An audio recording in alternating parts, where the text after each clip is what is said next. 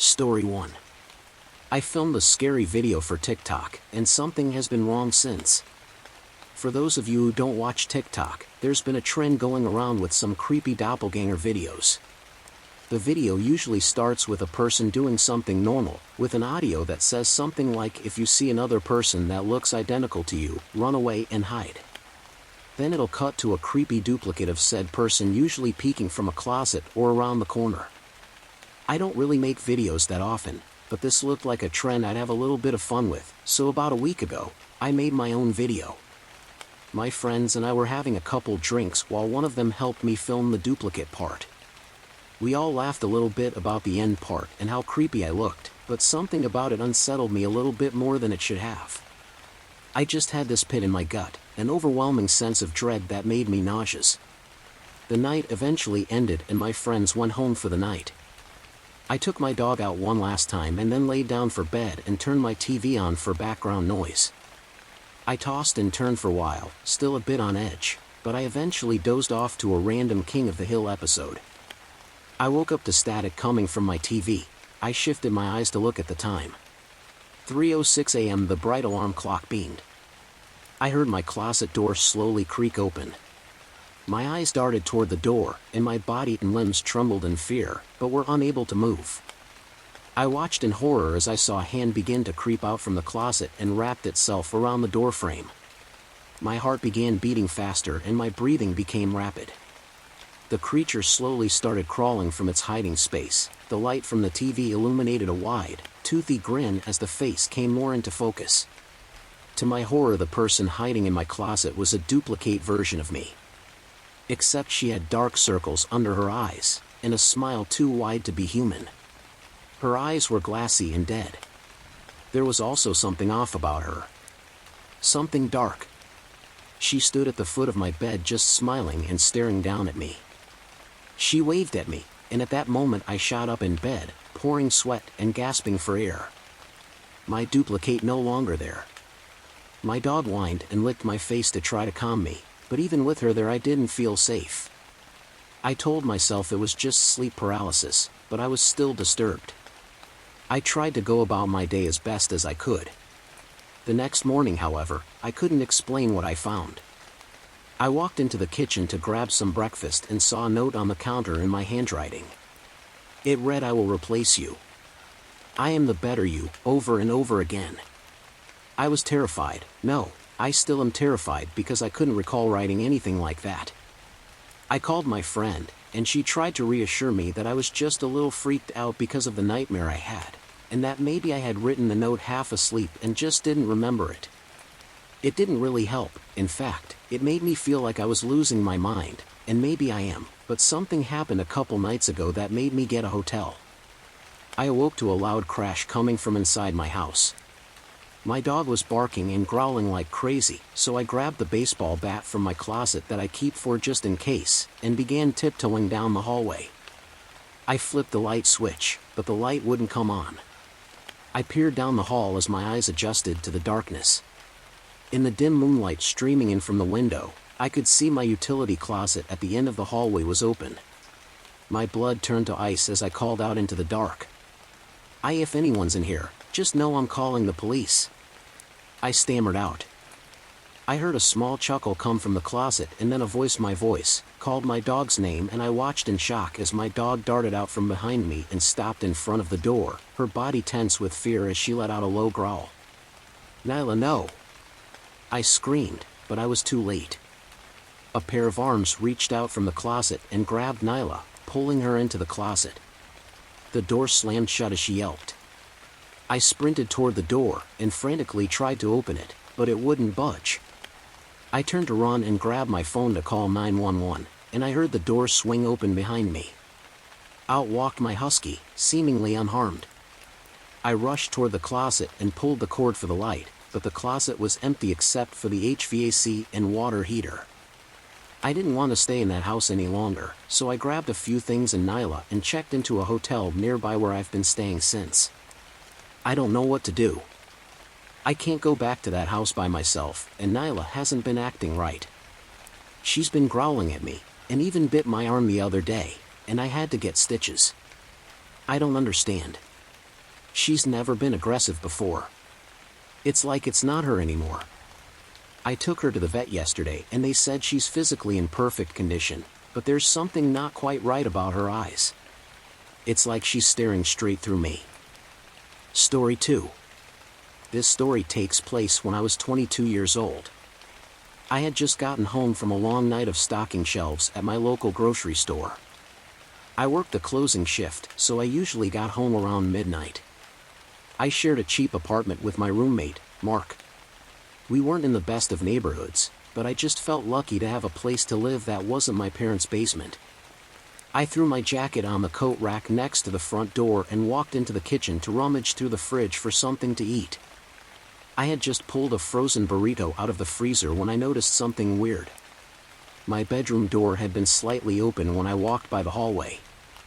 I know this doesn't sound strange at first, but I specifically remembered closing it that morning when I left for work. I like my privacy, so I always remember to shut my door when I leave for the day. I stepped back into the living room and looked down the hall. "Hello?" I called. There was just dead silence. Not wanting to let the fear get the better of me, I walked across the living room and flicked on the hallway light switch. "Mark? Is that you?" I asked. Mark had always been a bit of an odd guy, so I couldn't help but think that maybe he was trying to play some sort of weird prank on me. Maybe waiting to jump out of my closet or something when I entered my room. When I finally got to the bedroom door, I gently pushed it open. The light from the hallway illuminated a large portion of the room. I looked around, definitely feeling the creepy vibes. There was no one there, and nothing looked out of the ordinary. Just the usual, my twin bed, with my nightstand just to the left. I closed the door shut and walked back into the kitchen. I popped my dinner in the microwave and pressed the start button.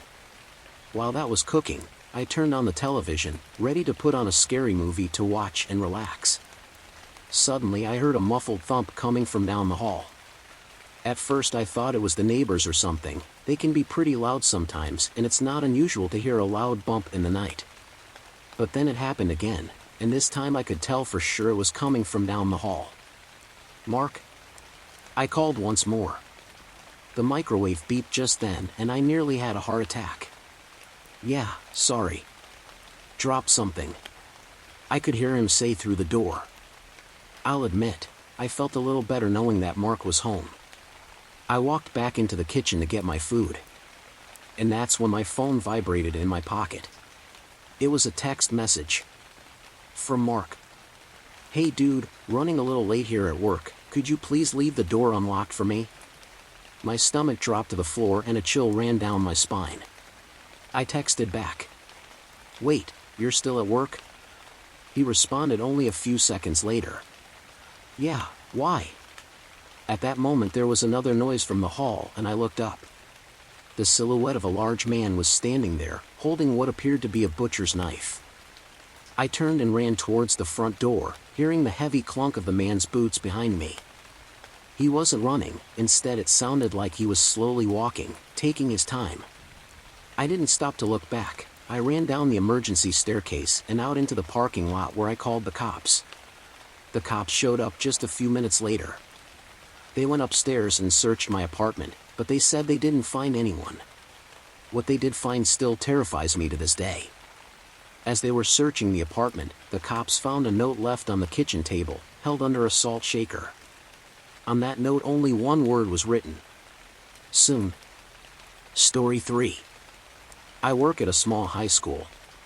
Recently I made a very scary discovery. Recently I took a job at a small private high school in the administration.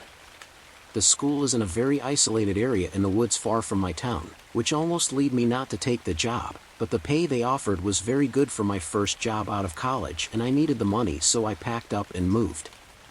On my first day I was greeted by many people, but one who stuck out was a short man in his 60s with glasses and white hair. He introduced himself as the head of the history department. He told me how glad he was for someone as energetic as me to take on the job and that he knew I was going to do a great job. He said his name was Tom Bennett. However, something seemed off about him that I just couldn't place. Over the next few months I slowly adjusted to living life in this small town. Cell phone coverage was spotty, the grocery store had a limited selection, and there were very few people my age. Through that time I ran into Tom a few times around the school. Usually in the halls of the school, or he stopped by my office. Despite getting to know him more, I still had some uneasy feeling about him which wasn't confirmed until today. This is where it gets weird. One role of my job is to run and manage our school's Facebook and Instagram pages. Every Thursday we follow the popular trend of Throwback Thursday, or hashtag TBT as many of the high schoolers call it. What it means is that every Thursday I will dig through the school's archives and find old pictures and post them. Today I decided to find an old picture from a yearbook to post on the page and try and see if anyone can identify the year it was from. To do this I went through old yearbooks looking for the perfect photo. I grabbed a stack of yearbooks from the 60s from the archives and started looking through them. The second year I looked at was 1968, and I found the perfect photo of kids playing on the grass field. I scanned it and blew it up on the computer screen and posted it to the Facebook and Instagram pages. Having nothing on my schedule for about an hour, I decided to look through the yearbook. As I got to the teachers page, I almost dropped the book on the ground. There, listed with all the teachers, was the name Tom Bennett and a picture of him. That was in 1968, and he hasn't aged a day since then. Not knowing what to do, I opened the current employee directly, but Tom Bennett was not listed. What should I do? Reddit. Update, Friday, January 9th, 4:45 Eastern Standard Time. Hi again Reddit, sorry for the delay in getting back to you. I've had a busy and eventful day. I got to work early today and searched through many yearbooks and found him pictured in all the yearbooks from 1964 to 1973, but not after that. I was given a lot to do, including editing a promotional video for admissions, so I sat researching Tom to the side until lunch. At lunch today I was talking with one of the teachers and casually mentioned how I was looking in old yearbooks and saw a teacher named Tom Bennett, and asked if she knew anything about him. From the look on her face I could tell she did, but I was not prepared for what she said. She told me, "You must have been looking at old school papers also." Tom was a teacher here for about 10 years working in history. He was a very good history teacher and all the students loved him.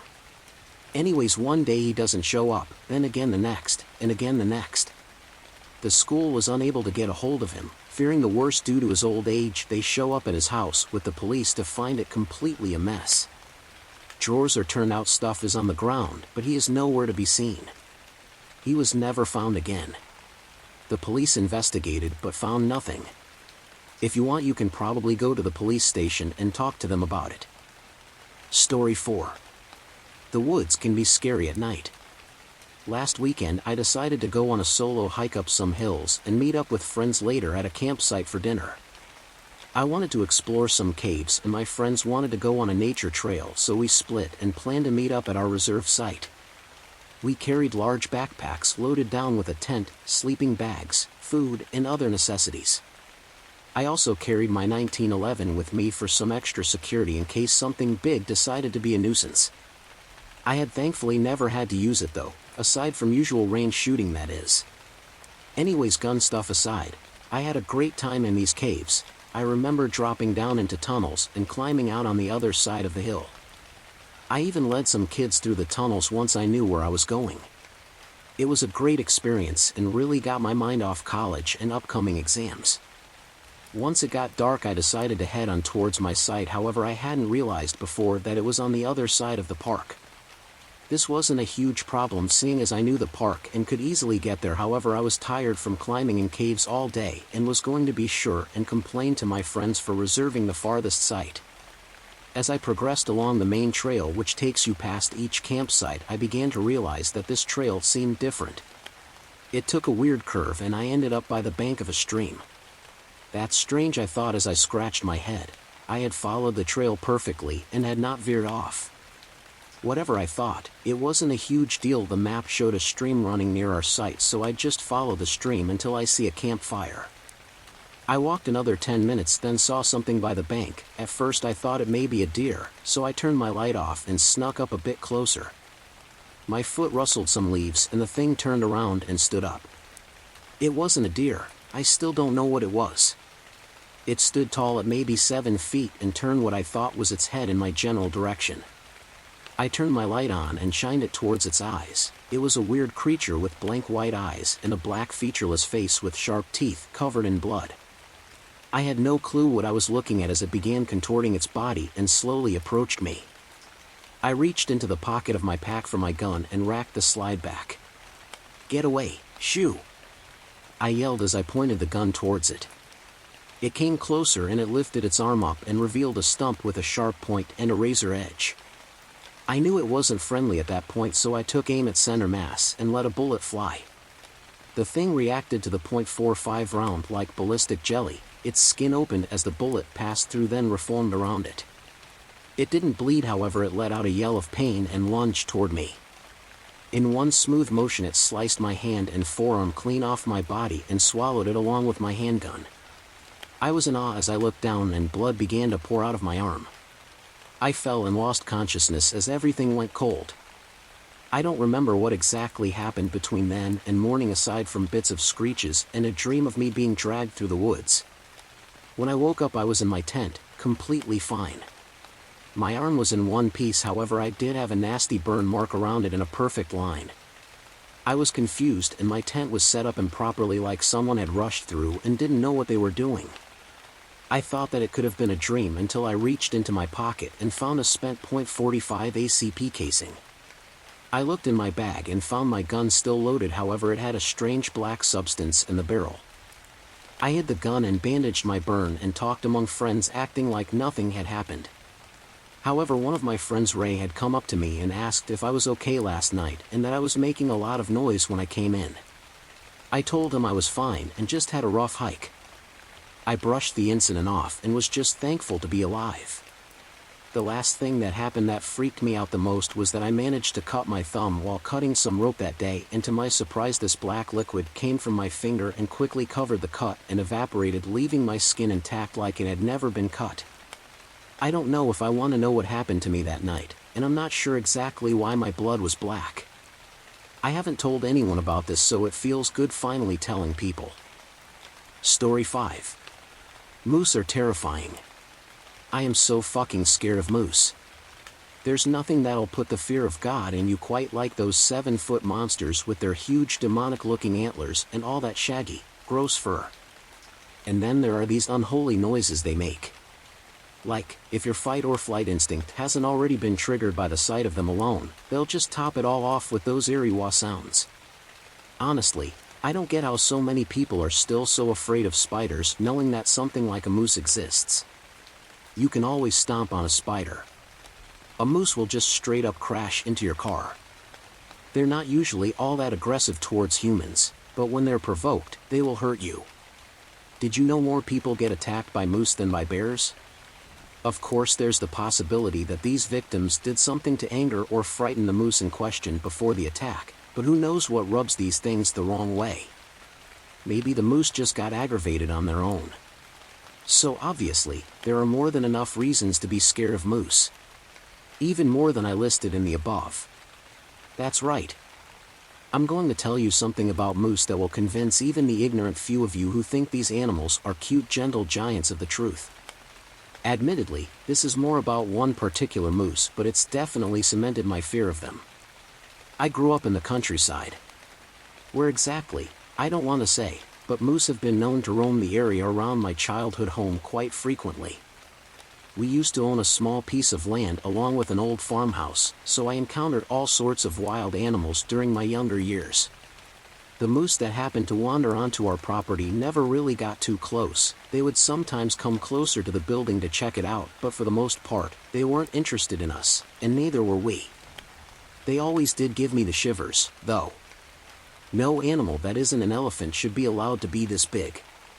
They're almost like nature got a good response to its release of the deer and ended up escalating it in hopes of the result being another success.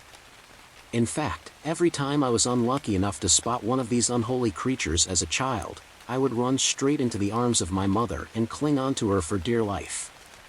My older brother always called me a sissy for doing so, and at the time I was usually very embarrassed afterwards, but nowadays, I believe I must have always known there was something off about moose.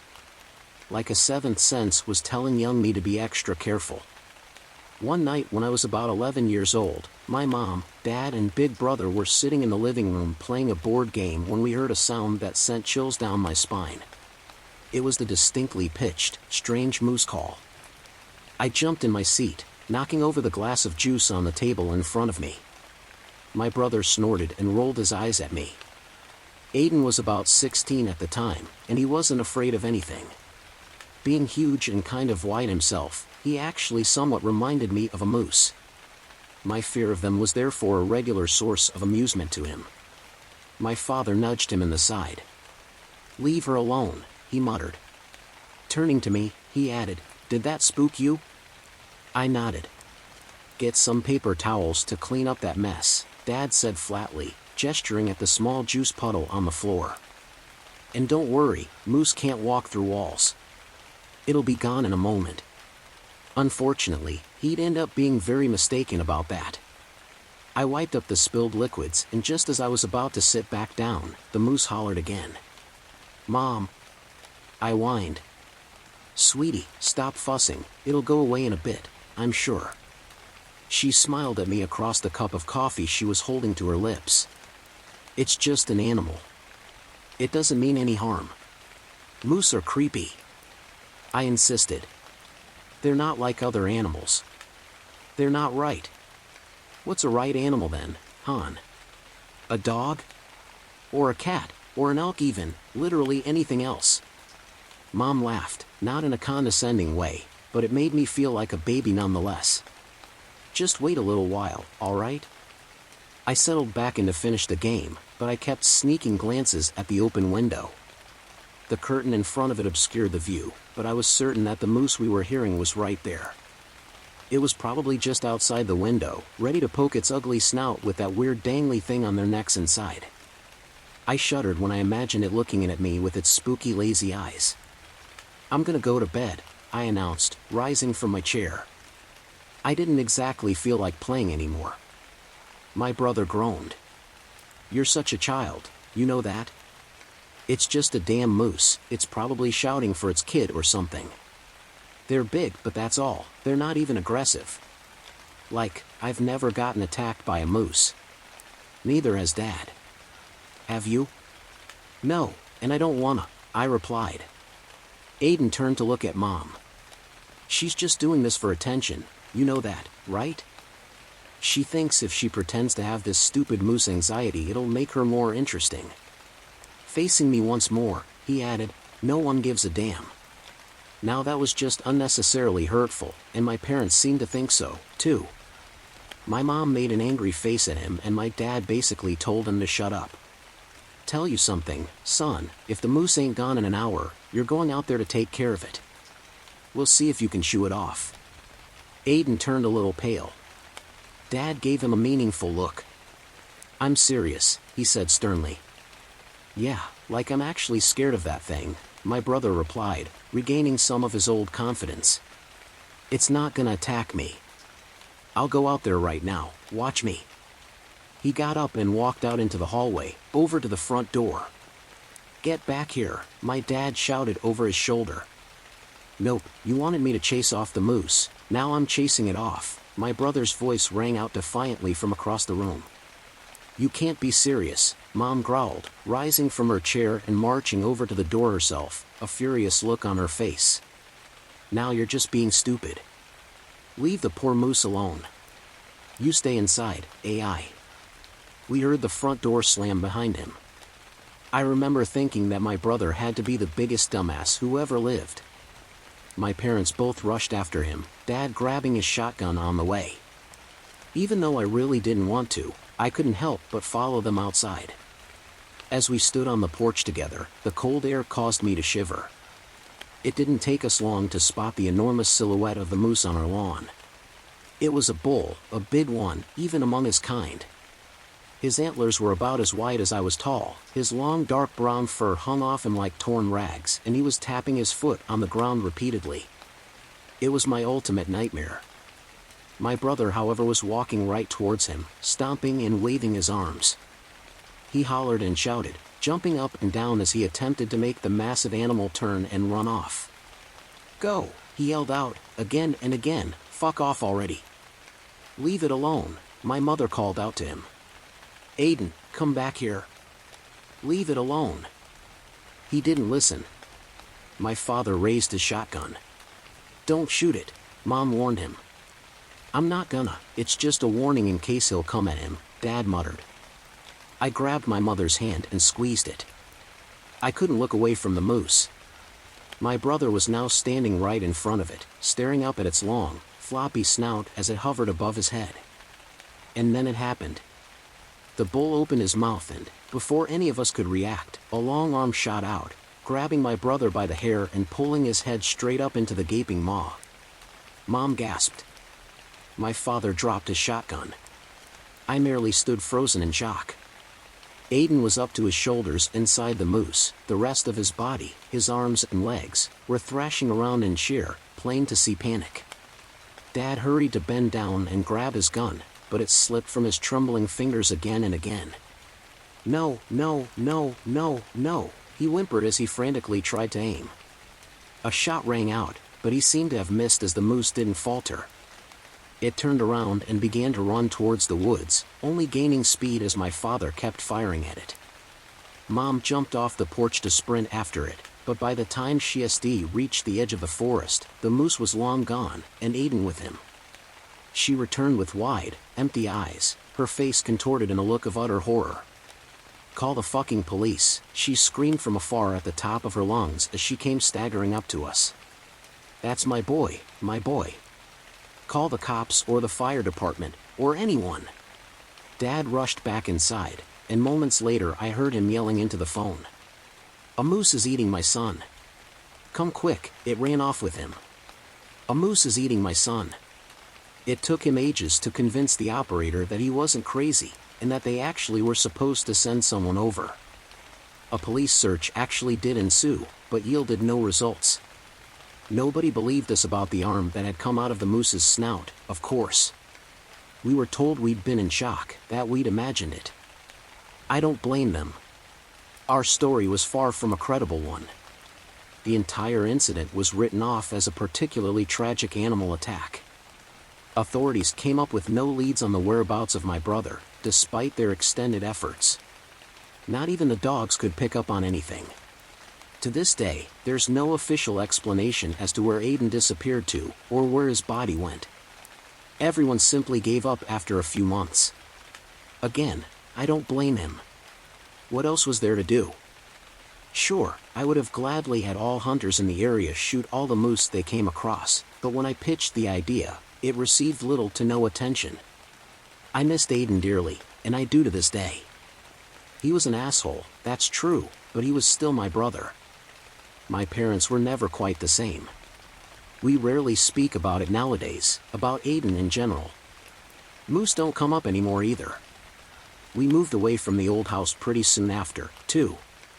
There's one other thing that happened while we were still living at the old place though, just a few weeks after the attack. I never told anyone this. I was lying in bed and I had trouble sleeping, so I listened to the few sounds of nature that reached my ears from outside my open window. The wind was blowing through the treetops and rustling in the bushes around the house, and somewhere, a lonely bird was calling out into the night. Suddenly, this harmony was interrupted by a distinct and all too familiar noise, one that had always instilled fear in me. Wah! Wah! I sat upright, feeling my blood run cold. Without much thought, I climbed out of bed and padded downstairs into the living room. My parents had been fast asleep for hours, so I was all alone. I got up on my tiptoes and peered out the window facing the porch. The moon was just bright enough to illuminate a large figure standing right outside. A moose bull. Not anyone, though. It was him. All moose admittedly kind of looked the same, but it was definitely him. I don't know how, but I could tell. And in the dim silvery light, I could make out an object tangled up in his antlers. It had been licked almost entirely clean, and there were only a few bits of flesh still stuck to it. A human skull.